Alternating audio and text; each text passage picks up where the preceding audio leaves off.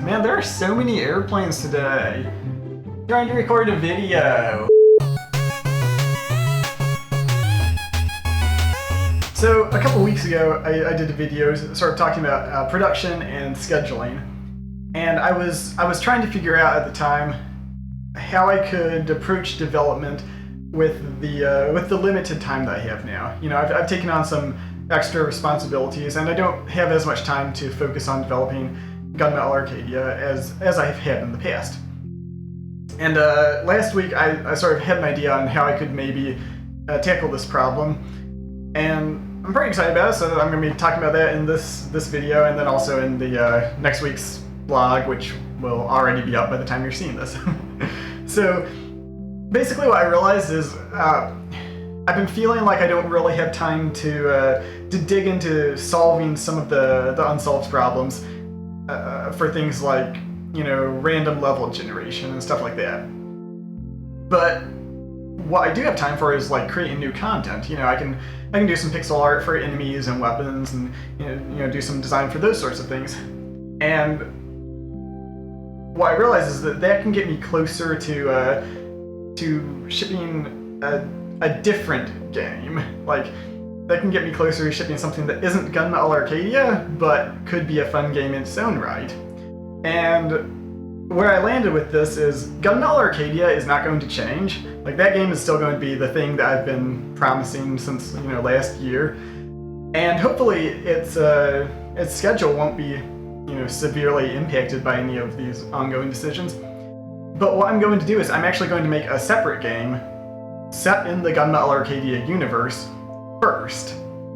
And this game will be something a little bit smaller in scope. It won't have randomized levels. It will be, I guess the closest thing I could compare it to is like the original Castlevania on the NES. Something where there's a fixed set of, you know, levels that you traverse in a linear fashion.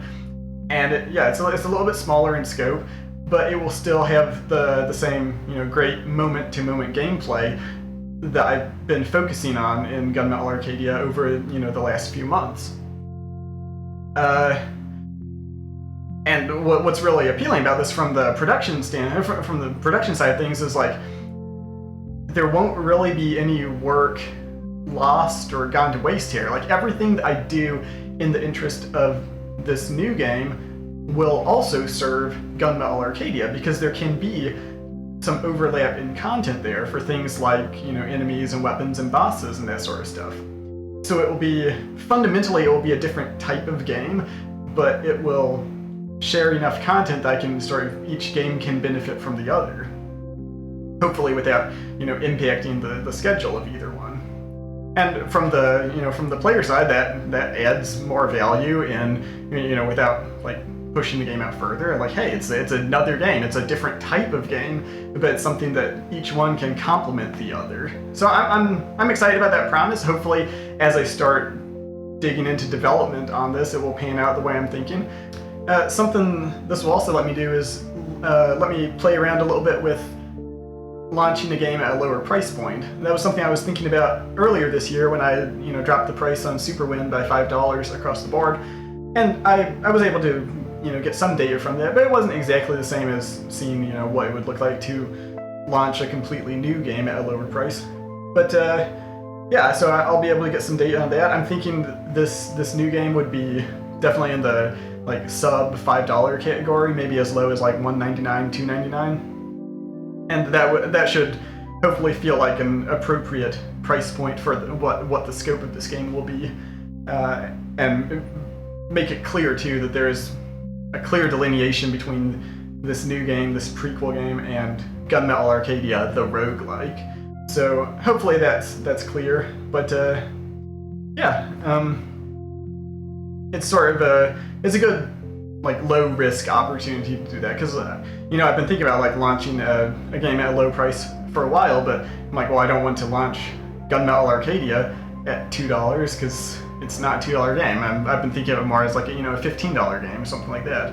So we'll see. I have no idea what the price for Gunmetal Arcadia is going to be. That's just sort of how I've been envisioning it in my head. It probably actually be more like $10 or something. But yeah, I think what I haven't covered yet. Yeah, this game, it will be sort of a, action platformer, hack and slash sort of game. Everything that I've shown so far for Gunmetal Arcadia will carry over to this thing. It's going to be the same sort of moment-to-moment gameplay, but rather than having the trappings of a roguelike with randomized levels and permadeath, it will be more of a traditional, NES style game with probably like a limited number of lives and that sort of thing. Yeah, part of the challenge, I guess, is going to be like figuring out how to message that correctly, and that's part of the reason I'm doing this video, and I'll be writing next week's blog about the same sort of thing. Is like this isn't like an early access version of Gunmetal Arcadia, the roguelike. It's not going to turn into that game. It's not a demo.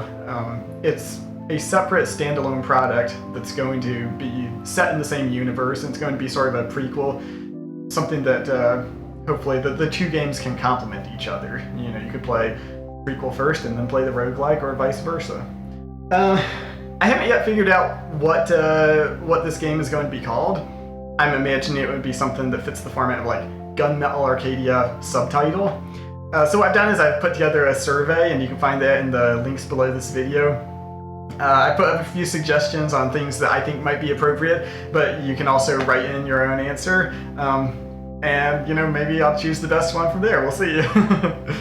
What else? Oh, okay. Later this month, I'm finally going to be launching my Patreon campaign that I've been talking about for, months now. That's going to coincide with a few other things. I'm doing a small update to You Have to Win the Game. I'm finally going back and adding like a 32-bit Linux binary and some stuff like that, bringing over some recent engine changes, and then adding like an upsell screen to that game that's like, go buy the sequel too. That's a thing. So I'm going to launch that alongside a discount for Super Win the Game, and also a Patreon campaign. So I'll post links to all that stuff on my Twitter, of course, when that's available. But yeah, keep an eye out for that. I'm excited about what sort of opportunities that could open up for me in the future, as far as like feeling like I have the time to keep doing these videos, and not feeling guilty about doing these because I'm not getting enough development work done, or I want to start doing development streaming at some point, hopefully make that like a weekly thing too. So fingers crossed this Patreon campaign could help facilitate some of those. So yeah, keep an eye out for that, and whenever it happens later this month. Well, as always, if you like these videos, please like and subscribe. If you have any questions or comments, you can leave those below the video. You can also contact me on Twitter or on Ask.fm. My username is Pirate Hearts on both of those. Thanks for watching, and I'll see you next time.